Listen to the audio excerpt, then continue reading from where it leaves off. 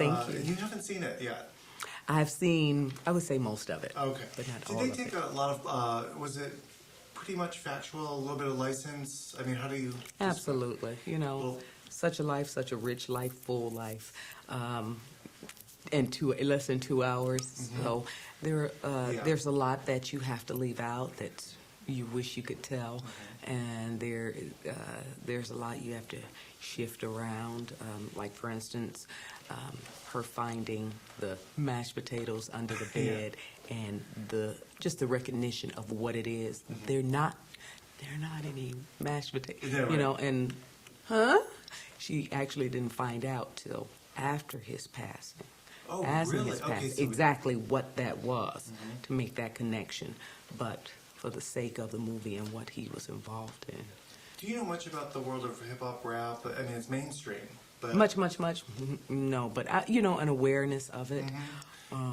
Yeah, I certainly knew that he was, a force to be reckoned with. He and Tupac at the time, they were forced to be reckoned with. And of course, whether it's, Dre or, or Snoop or, Eazy-E, who was one of the, along with Cube, the ones first come on the scene with NWA, and then of course his passing. So I know a little bit more than I thought I did, but I don't know a whole bunch. it's so tragic though, because they've come out of this background to become successful, and many of them. Well, Sean Puffy Combs, have you met him before? You know?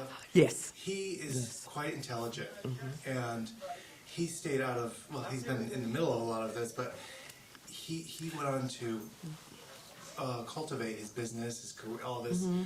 But yeah, he was also, like I say, his father was in that life. And, maybe he heard enough about it from his mom or not knowing his father, but knowing that where that road leads, But it leads to death. So he took another path. Now, the tragedy with this one, I didn't know much about Notorious Big, and he seemed to, he was about to get, everything was kind of gelling for him right when he was killed. Like, he was starting to become responsible. Is this how it really was? I mean, he wrapped his head around his success and said, I'm going to do good now. Yeah, it was, the beginnings of that. Yeah, but wasn't able to, well, unfortunately, early 20s. That's I it. know, 24 is like, that's crazy. And still a great mystery behind it. So that's the saddest, most, inhuman part of it to me. And the character you play, she's also the producer, so you got to meet her and work with her. Or did you work with her at all? Yes, met her before, before we started filming. And of course, she was on the set every single day. I think only one day was she not there. The one thing about the most disturbing thing was some of the women that he treated, that those scenes were really difficult. Did you find those difficult too? Oh, yeah. Yeah.